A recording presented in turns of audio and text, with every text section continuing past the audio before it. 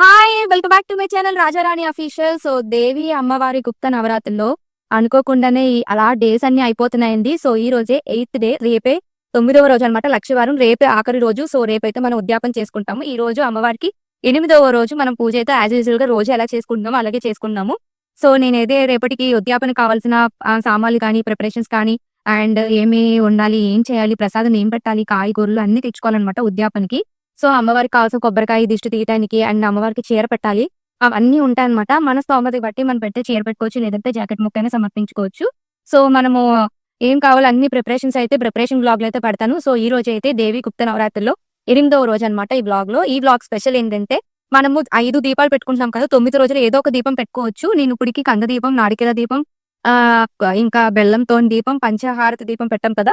So, ఇంకొక దీపం ఏంటంటే పిండి దీపం పెడుతున్నాను. సో, పిండి దీపం ఎందుకు పెడుతున్నాం ఏంటి అని చెప్పేసి నేను పెడుతున్నప్పుడు నేను వాయిస్ ఓవర్ చెప్తూ ఉంటాను. సో, మనం పూజనన్నాక పిండి దీపం అనేది ఒక స్పెషల్‌గా మంచిగా ఆనవాయితీగా వస్తుందనమాట. శ్రేష్టమైనది. అందులో తీపి కొంచెం బెల్లం వేస్తాము, అరటిపండు వేస్తాము, కొంచెం పాలు గాని, నీళ్ళు గాని వేసి పిండి దీపం వెలిగించుకుంటాము. సో, అందులో 9 ఒత్తులు వేసి, ఆవు నెయ్యి వేసి వెలిగిస్తామనమాట.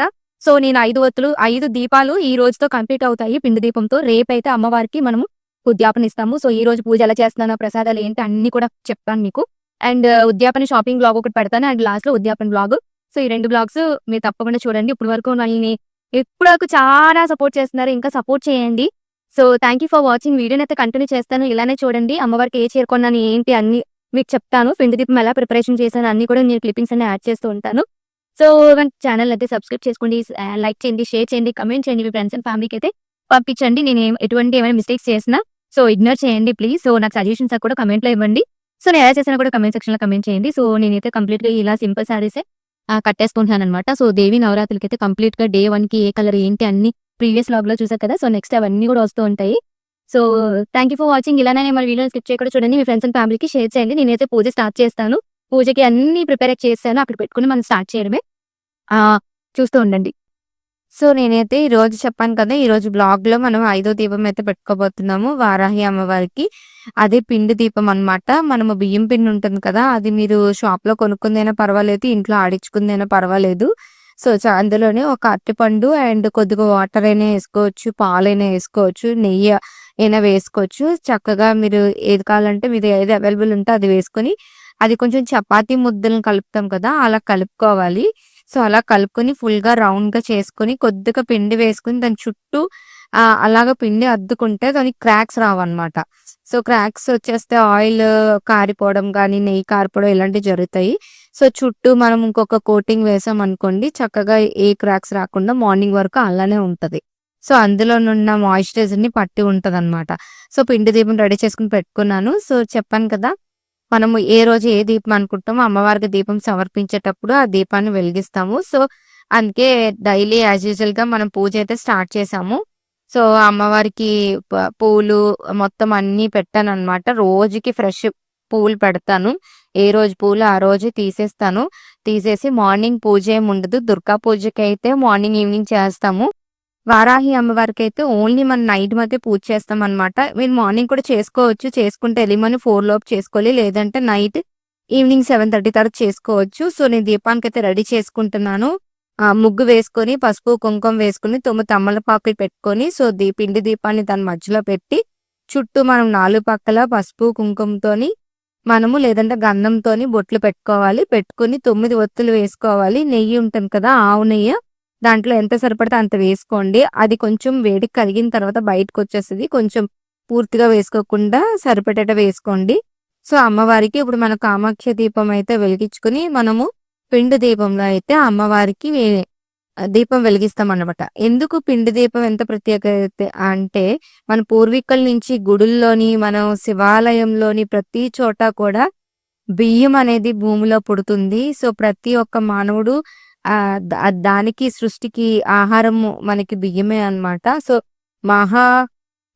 కూడా మహాదేవుడు కూడా ఆ అమ్మవారికి భిక్షాటన చేశాడు. అన్నపూర్ణాదేవితో సమానం. అంత శ్రేష్టమైనది బియ్యం. సో, దాన్ని కాబట్టి బియ్యం పిండితో మనము అమ్మవారికి దీపం వెలిగించుకుంటే మనకి చాలా మంచిది. సిరి సంపదలతో పాటు, అష్ట ఐశ్వర్యాలతో పాటు ఎప్పుడూ మనకి తిండికి వాటిలకి కూడా ఎప్పుడు లోటు ఉండదు.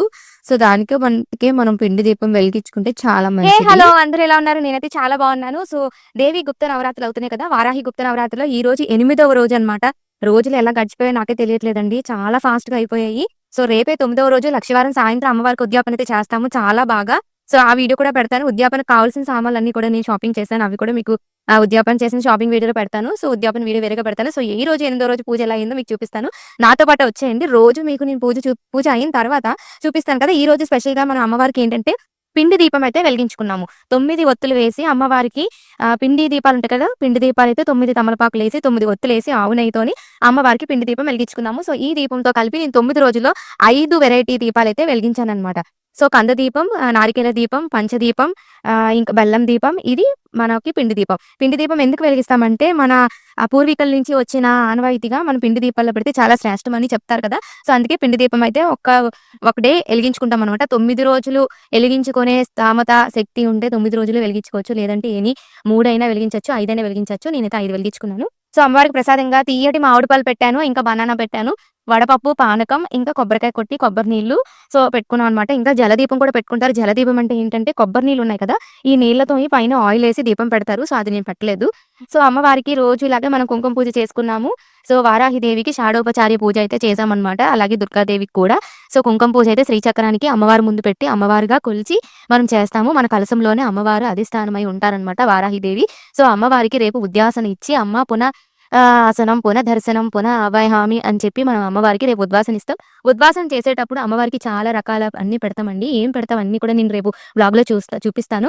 సో, మన ఛానెల్ అయితే సబ్స్క్రైబ్ చేసుకోండి, లైక్ చేయండి, షేర్ చేయండి, కమెంట్ చేయండి. సో, నేనేమైనా మిస్టేక్స్ చేస్తే నా కమెంట్ సెక్షన్‌లో కమెంట్ చేయండి. నెక్స్ట్ ఇయర్ నేను అవి రెక్టిఫై చేసుకుంటాను. ఎలా జరిగింది, నేను ఎలా చేశాను పూజ, మీరెలా చేసుకున్నారనేది కమెంట్ సెక్షన్‌లో కమెంట్ చేయండి. So, thank you for watching. Please subscribe to Rajarani official. Skip చేయకుండా మన వీడియోనైతే చూడండి. Thank you for watching. Bye.